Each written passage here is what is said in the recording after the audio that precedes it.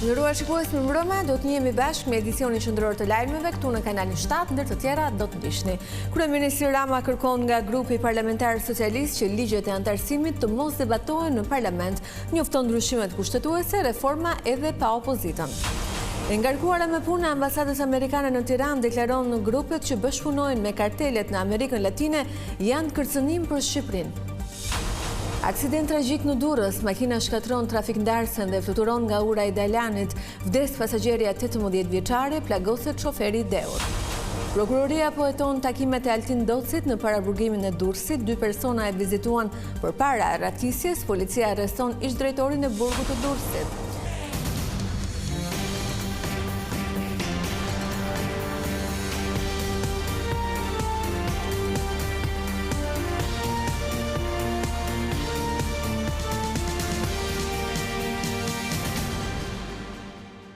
Vjojmë mëngjesisht. Në prag të fillimit të sesionit të ri parlamentar, kryeministri Edi Rama mblodhi deputetët socialistë, ai kërkoi që vëmendja kryesore t'i kushtohet përshtatjes së legjislacionit me Bashkimin Evropian, ndërsa njoftoi se shumë shpejt do të nisë puna edhe për ndryshimet kushtetuese.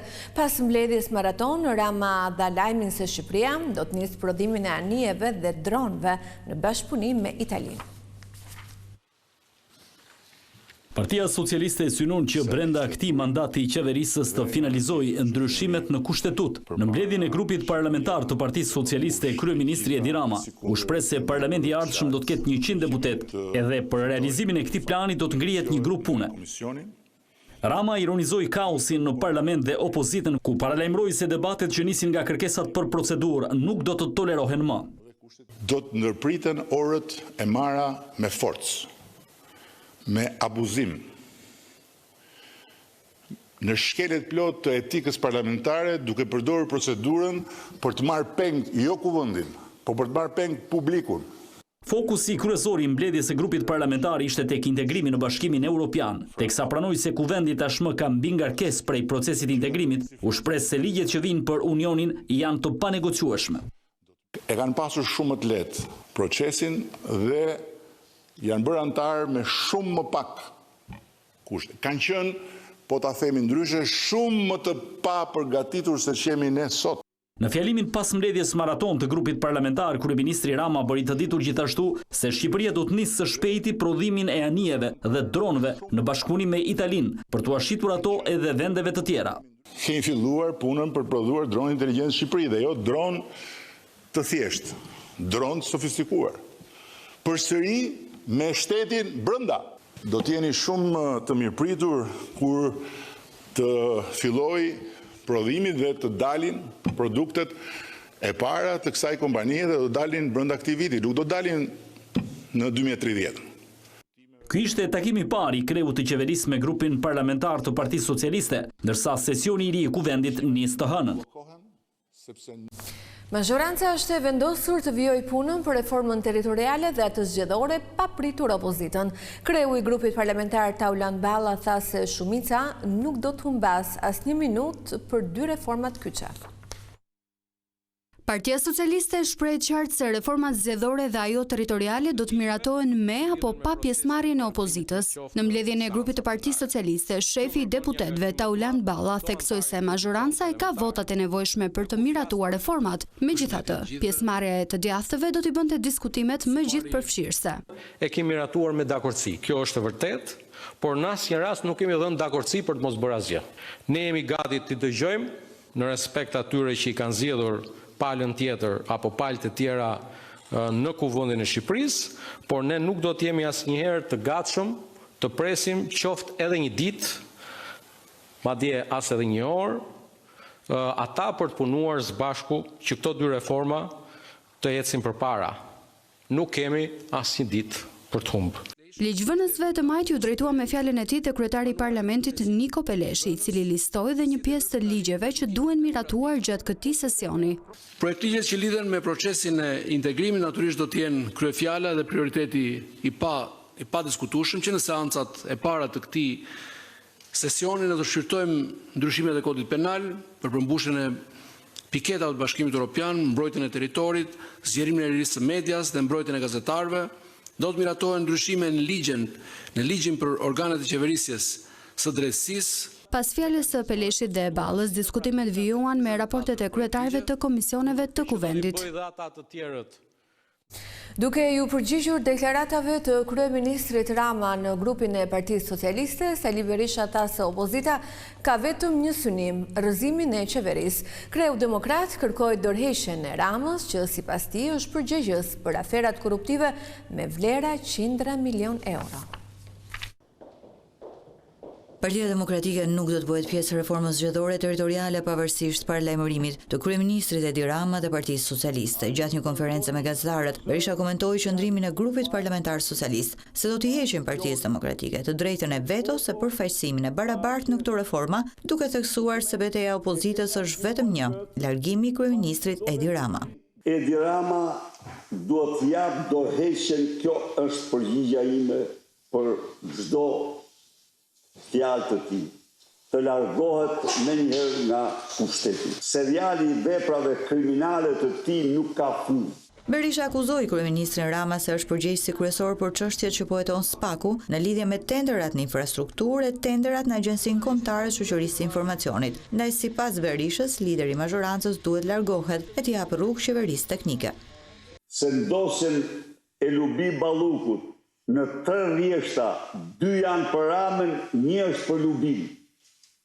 Në dosjen e lindave,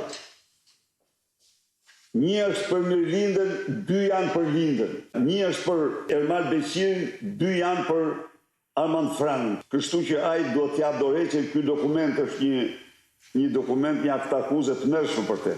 Berisha komentoi edhe vendimin e gjykatës kushtetuese që i dha pjesërisht të drejtë atij dhe e cilësoi zgjatjen e arrestit në shtëpi ndaj liderit të opozitës antikushtetues.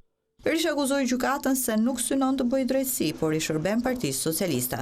Pasi sipas tij një kërkesë të ngjashme, Berisha ka bërë edhe 4 herë të tjera ajo është rrëzuar, duke vënë në dukje se pavarësisht se kushtetuesja i dha të drejtë, sërish nuk e shfuqizoi vendimin e gjykatës së shkallës së parë. Me këtë vendim i kanë çelë rrugën mbështetjes për Lubin dhe ministrat të cilët mund dënohen për krime monstruoze dhe korrupsion.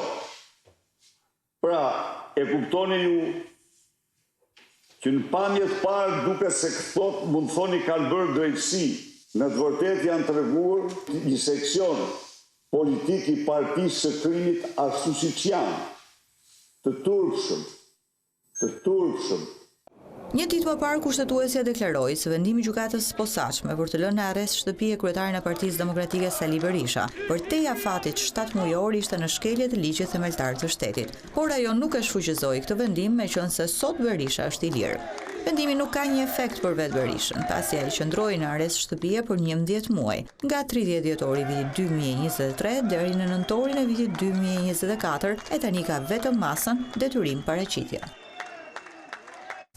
Ngarkuara me puna ambasadës amerikane në Tiranë, Nancy Van Horn deklaroi se grupet shqiptare që bashkëpunojnë me kartelet e Amerikës Latine përbëjnë kërcënim për sigurinë e Shqipërisë. Sipas saj, këto organizata trafikojnë drogë dhe pastrojnë para. Van Horn shtoi se organizata të tilla po destabilizojnë shtetkombet dhe po i çojnë emigrim masiv. Shtetet e Bashkuara të Amerikës dërgojnë një mesazh të drejtpërdrejtë nga Tirana.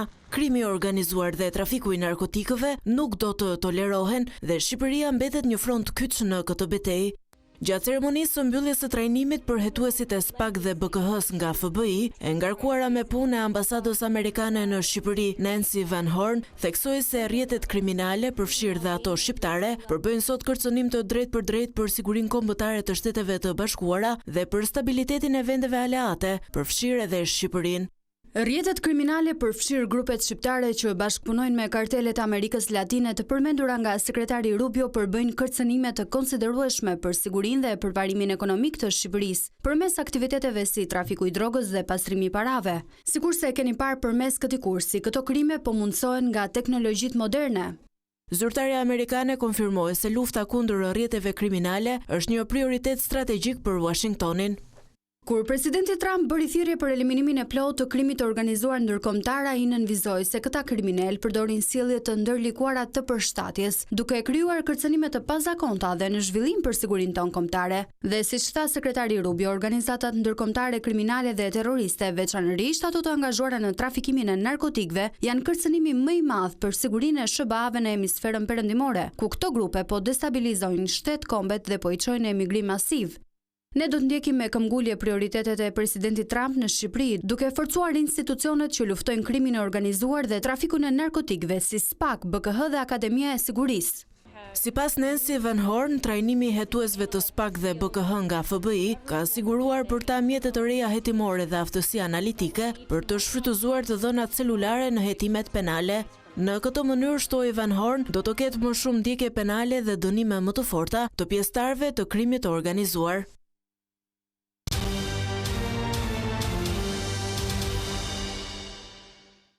Ish-drejtori i burgut të Durrësit, Indrit Qerloj, është arrestuar këtë premte një ditë pasi u shkarkua nga detyra. Qerloj u akuzua për shpërdorim detyre pas aratisjes së Altin Docit, ngjarje ndodhur 3 ditë më parë në spitalin e Durrësit. Doci u shoqërua në spitalin rajonal vetëm me një autoambulancë ku mungonin masat e sigurisë për shoqërimin e një të burgosuri. Për të njëjtën akuzë, me vendim të gjykatës së Durrësit, është caktuar edhe masa arrest në shtëpi edhe për mjekën e burgut Ylfete Sema. Ndërkohë, numri të arrestuarve për aratisjen e Altin Docit ka shkuar në 9.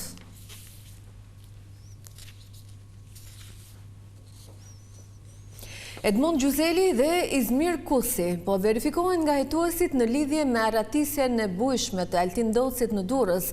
Ata rezultojnë se kanë patur takime të shpeshta kohët e fundit me Docin dhe mund të kenë ndjeni për planin e largimit.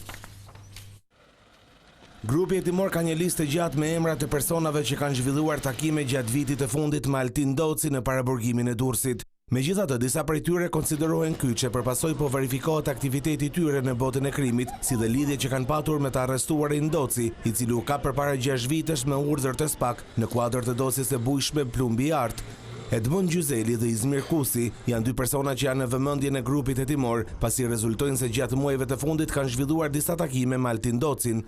Të njëjtët burime bëjnë me dije se Gjuzeli dhe Kusi janë emra të skeduar nga drejtësia dhe ka dyshime se mund të jenë të përfshirë ose të kenë patur djeni për planin e arratisjes nga paraburgimi. Megjithatë, kjo është deri tani në fazën e hetimeve paraprake, por po punohet për të gjetur prova nëse Gjuzeli dhe Kusi janë të përfshirë apo jo. Ende nuk dihet nëse hetuesit kanë arritur që të lokalizojnë për t'i marrë në pyetje. Altin Doci, një person me rrezikshmëri të lartë, i akuzuar për grup kriminal, i përfshirë në vrasje dhe trafik droge, pasi sipas SPAK bënte pjesë në grupin e çopjave të Elbasanit, arriti që të arratiset nga spitali i Durrësit, pasi ishte dërguar për kontrolle mjekësore. Burgu i Durrësit rezultoi dështuar në masa që duhet të kishte ndërmarrë për shoqërimin e tij drejt spitalit rajonal, pasi ai u dërgua vetëm me një ambulancë dhe jo me mjetet e posaçme. Ato e shoqëronin vetëm 2 efektiv për në tualet, të cilët sipas dëshmisë së tyre, Altin Doci i goditi dhe arriti që të arratiset. Jo vetëm kaq, por shkeljet e sigurisë vijonin deri te mungesa e lajmërimit të policisë së Durrësit për të qenë prezent forcat e rende gjatë shoqërimit. Policisë nuk i është kërkuar ndihmë për shoqërimin e të paraburgosurit, një procedurë e detyruar për raste të tilla. Ndaj grupi hetimor ka dyshimet e forta se Doci, i cili sapo doli nga spitali me vrap, u ndihmua nga 2 mjete luksoze për t'u arratisur. Prej disa kohësh kishte nisur planin e tij për arratisjen, ku është ndihmuar nga grupe kriminale. Jo vetëm kaq, por ka dyshime se mund të jenë të përfshirë dhe zyrtar të burgut të Durrësit. Kjo për faktet e mungesës së elementeve të sigurisë që nuk u zbatuan. Një vajzë 18 vjeçare ka humbur jetën mbrëmjen e së enjtes në urën e Dajlanit në Durrës. Makina me cilën ajo po udhtonte ka shkatruar trafikndarsen edhe është përplasur me një biznes 10 metra më tutje. Policia bëri të ditur se shoferi, i cili u plagos rënd, ishte i dehur edhe po lëvizte me shpejtësi të lartë. Një aksident i rënd ka ndodhur në orët e vona të së enjtes pranë mbikalimit tek ura e Dajlanit në Durrës. 26 vjeçari Arber Xhaxhaj nga Fieri me një makinë BMW X5 ka dalë nga rruga dhe ka rënë nga ura. E si pasojë, pasagjerja në makinë me të, Vikena Greku, 18 vjeçe, po ashtu nga Fieri, ka humbur jetën në vend. Sipas policisë, Arber Xhaxhaj ka qenë i dehur dhe me shpejtësi mbi 100 km/h. I riu duket se ka ngatruar rrugën dhe në vend të merrte korsinë e plazhit ka marrë atë të portit në urën e Dajlanit. Përpasoj ai ka rënë trafik ndarses duke çarë bordurën e duke fluturuar 10 metra në ajër derisa u përplas me forcë në një biznes në anën tjetër të rrugës. Siç duket edhe nga pamjet, makina është shkatruar plotësisht, aq sa është dashur ndërhyrja e forcave zjarr fikse për nxjerrjen e 2 të rinjve që ndodheshin brenda automjetit. Ndërkohë, si pasojë e aksidentit u plagosën edhe 2 kalimtar të rastit, të cilët pasi morën ndihmën e nevojshme mjekësore e kanë lënë spitalin. Ndërsa 26 vjeçari tashmë i arrestuar vijon të jetë në spital me plagë të rënda por pa rrezik për jetën. Ai akuzohet për veprat penale, shkelja e rregullave të qarkullimit rrugor me pasojë vdekjen dhe drejtimi i automjeteve në mënyrë të parregullt. Prokuroria e posaçme ka dërguar për gjykim një grup kriminal që trafikonte sasi të mëdha kokaine. Bëhet fjalë për rrjetin e organizuar që përdorte ngarkesat e lëkurës së gjedhit për të sjellë lëndën narkotike në Shqipëri. Mbyllen hetimet për rrjetin ndërkombëtar të drogës që trafikoi kokainë përmes një ngarkese prej 48 tonësh lëkurë gjedhi nga Amerika Latine drejt vendit tonë. Kokaina e një cilësie të lartë e papërpunuar ishte fshehur në 850 lëkurë të kriposura bagëtish. Ndarja do të kryhen në një laborator në qerek të Krujës nga venezuelian dhe kolumbian, që sipas PAK njihen për ekspertizën e tyre të thelluar në trajtimin dhe përpunimin e kokainës. Po ashtu, ambiente ndihmëse janë përshtatur edhe në Tiranë dhe Durrës.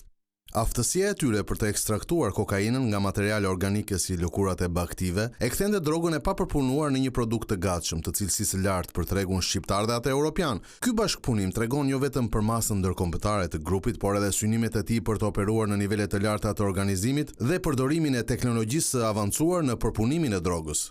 7 nga personat që përfunduan pas hekurave janë shqiptar. Prokuroria njoftoi se lejoi që 2 ngarkesat e tyre të fundit në shtator dhe nëntor të gjurmoheshin që nga vendi i origjinës e deri në Shqipëri për të provuar ekzistencën e grupit kriminal, derisa në nëntor të 2024-s finalizoi operacionin me 10 mandate arresti. Struktura e grupit përfshinte role të mirë përcaktuara: financues, transportues, përpunues dhe shpërndarës, të cilët siguronin investimet, pajisjet dhe përbërësit kimik për të bërë ndarjen nga lëkura e gjedhit në kokainë të pastër. Transportuesit dhe përpunuesit lokal luanin rolin e tyre për të siguruar lëvizjen e sigurt të drogës dhe të pajisjeve, ndërsa shpërndarësit kishin detyrën për ta futur drogën në tregjet e destinuara. Hetimi intensiv i zhvilluar për më shumë se një vit është udhëhequr nga prokurori Adnan Xholi në bashkëpunim me agjencitë e huaja ligjzbatuese. Më herët, SPA ka hetuar edhe një tjetër rast të trafikut transnacional të drogës të fshehur në pleh kimik, laboratori i së cilës ishte ngritur në Frakull të Fierit. Apeli i gjykatës posaçme kundër krimit organizuar dhe ka rrëzuar kërkesën e Argita dhe Jamarbër Maltezit për heqjen e sekuestros mbi pasuritë e tyre. Vendimi është dhënë nga gjyqtari Engert Pëllumbi, i cili ka lënë në fuqi sekuestron e 25 pasurive, ku përfshihen disa llogari bankare, apartamente si dhe vila në gjerin e Lalësit. Pasuritë janë bllokuar në kuadër të hetimeve për dosjen Partizani, ku Jamarbër Maltezi ndodhet në gjykim për korrupsion dhe pastrim parash. Këtu kemi përfunduar, më falenderoj për vëmendjen, bashkë natën e mirë.